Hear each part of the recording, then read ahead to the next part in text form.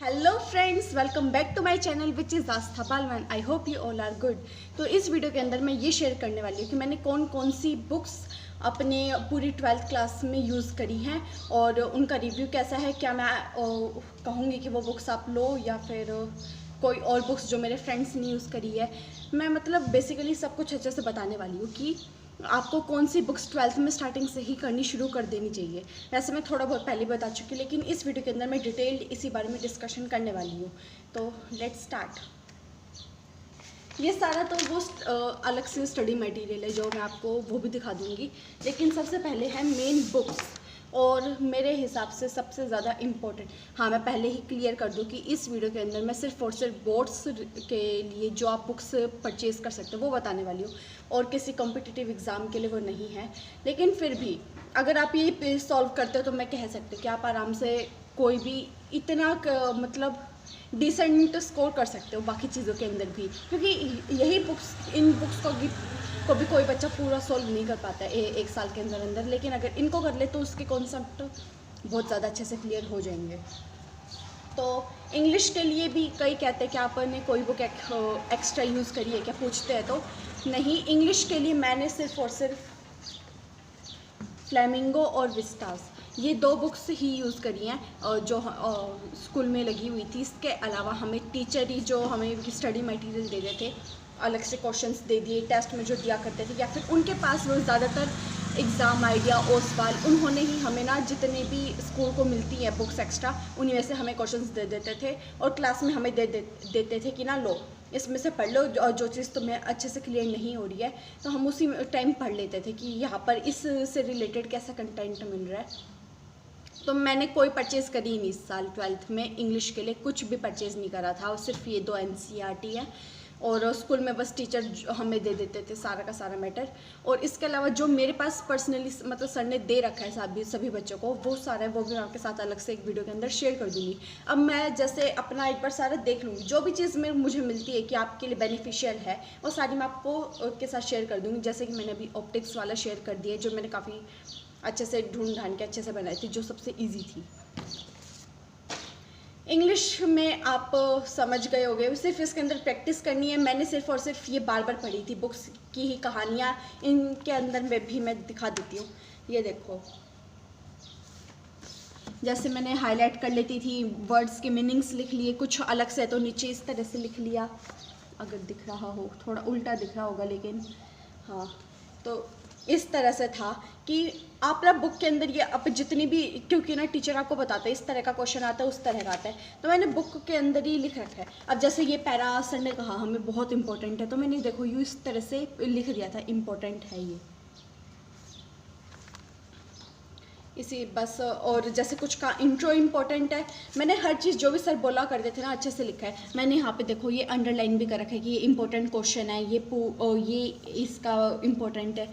इस तरह से भी अगर आप चाहते हो कि मैं आपको बता दूँ कि किस चैप्टर में क्या क्या चीज़ इंपॉर्टेंट है इंग्लिश में, तो मैं वो बता दूँगी।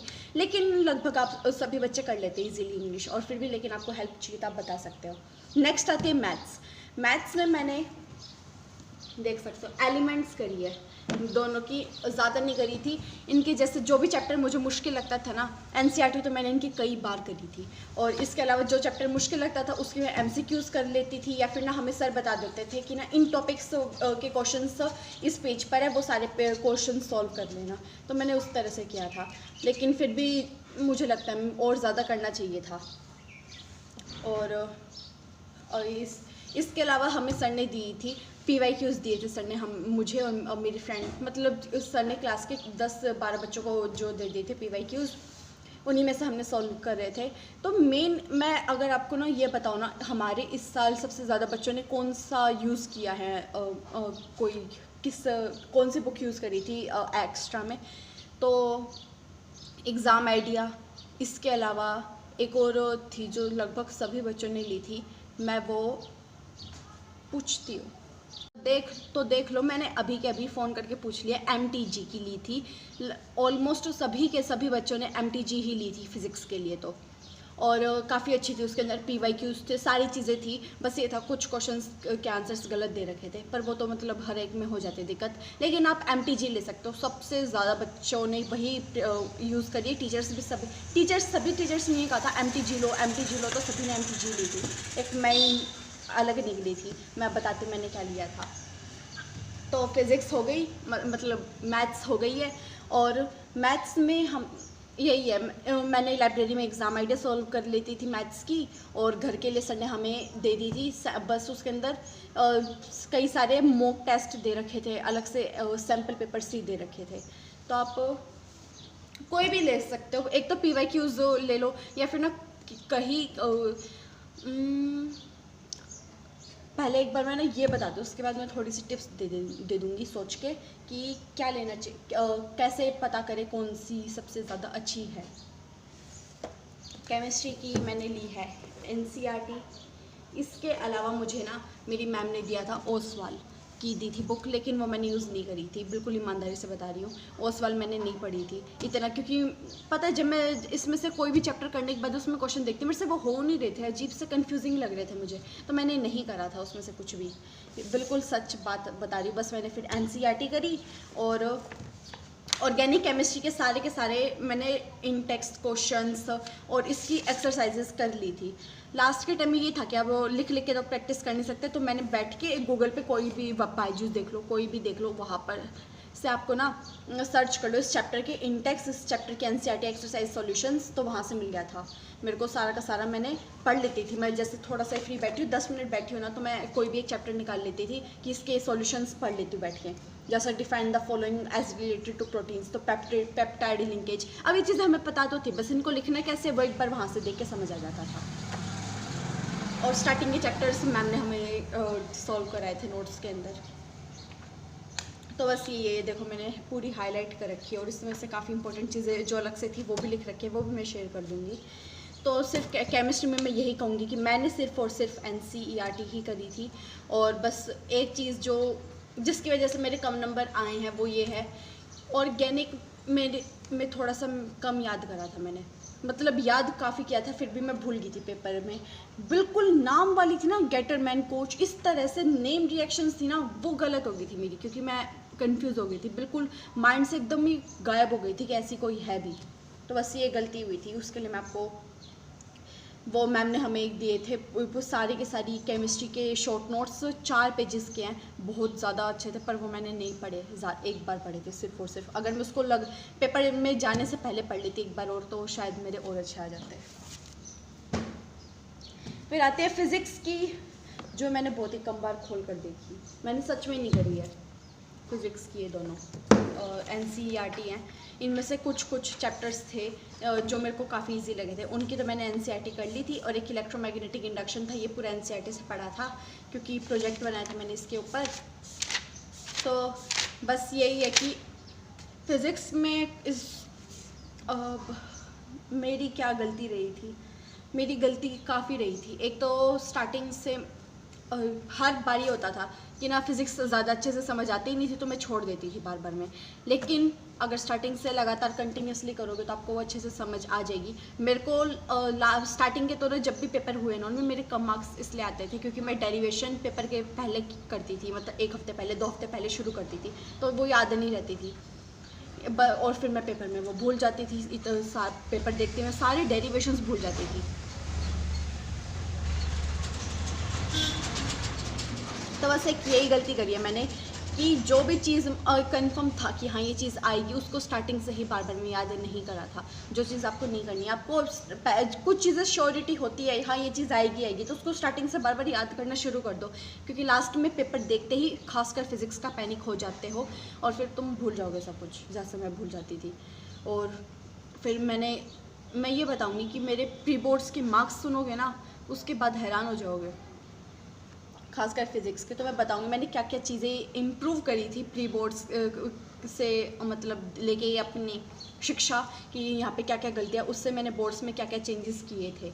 और उस टाइम भी मैं सोचा करती थी, अभी मैंने सारी गलतियाँ नोट कर ली है प्री बोर्ड्स की, अगर मेरे बोर्ड्स में अच्छे नंबर आते तो मैं वो शेयर करूँगी, और अब कर दूँगी मैं वो शेयर। पहले मैं बुक्स ही बता रही हूँ ना। तो फिज़िक्स की मैंने एनसीईआरटी नहीं करी है, दिनेश करी थी, और वो भी काफ़ी कम ही करी है। दिनेश देख लो,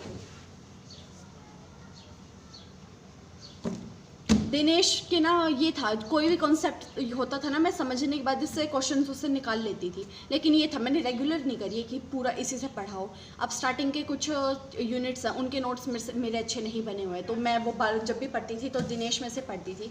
मेरे को ना सबसे ज़्यादा अच्छी दिनेश की ये चीज़ लगी है, बहुत ईजी लैंग्वेज में बहुत अच्छे से डेरिवेशन भी समझ आ जाती है, न्यूमेरिकल्स भी आ जाते हैं, बहुत अच्छी है। अगर आपको ना रेगुलर करोगे तो दिनेश ले लो, मैं पक्का कह रही हूँ बहुत अच्छे मार्क्स आ जाएंगे। काफ़ी बहुत अच्छा इसके अंदर कंटेंट है, हर तरह के क्वेश्चंस है इसके अंदर।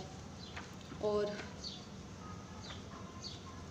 बस दिनेश कर लो, अच्छे से कर लेना, दिनेश कर लो। और दिनेश के बाद भी अगर टाइम बच जाता है तो एनसीईआरटी कर लो। और मैंने ली थी ये, दिख रही है, फिज़िक्स के लिए एग्ज़ाम आइडिया। मैंने सिर्फ और सिर्फ सैम्पल पेपर फ़िज़िक्स के लिए परचेज़ करा था, मैं इतनी ज़्यादा डर रही थी फ़िज़िक्स से। और इसमें से मैंने किए थे स्टार्टिंग के 4-5 सैम्पल पेपर सॉल्व, उसके आगे नहीं करे थे, क्योंकि फिर मेरी ये था कि अब ना ये इस चीज़ को सॉल्व करने की जगह जो चीज़ आती है ना, एक बार उसको बार बार रिवाइज़ करते रहो तो ज़्यादा ठीक रहेगा। और वो रहा भी ठीक। इसमें आए थे कुछ क्वेश्चन सेम टू सेम इसमें से आए हुए थे, और या फिर इसके पैटर्न में आए हुए थे, तो बेनिफिशियल तो है एग्ज़ाम आइडिया भी। और एमटीजी भी अच्छी है। आप एग्ज़ाम आइडिया मैं कहूँगी कि एमटीजी ले लो, क्योंकि उसके अंदर पीवाईक्यूज़ भी दे रखे हैं, इसके अंदर पीवाईक्यूज़ नहीं है, इसके अंदर अलग से क्वेश्चंस दे रखे हैं, और उसके अंदर अच्छे से लिखा हुआ है इस साल का इस साल का है, तो ज़्यादा फ़ायदा करेगी वो चीज़। बस यही थी बुक्स जो मैंने यूज़ करी थी। इसके अलावा टाइम थोड़ा ज़्यादा हो चुका है, लेकिन मैंने सारी काम की बातें बताई हैं।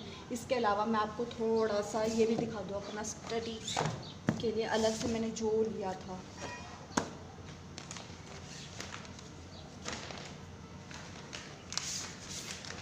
ये देखो, ये सारी चीज़ें जो मेरे को आप लोगों के साथ शेयर करनी है, और मैं धीरे धीरे कर दूँगी अगर इनमें से जो भी बहुत ज़्यादा इंपॉर्टेंट होगी।